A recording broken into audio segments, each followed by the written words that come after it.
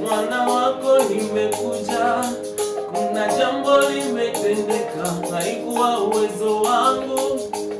Hello Father, hivi leo nimejua walio wako hawateseki, wakati wangu ni sahihi.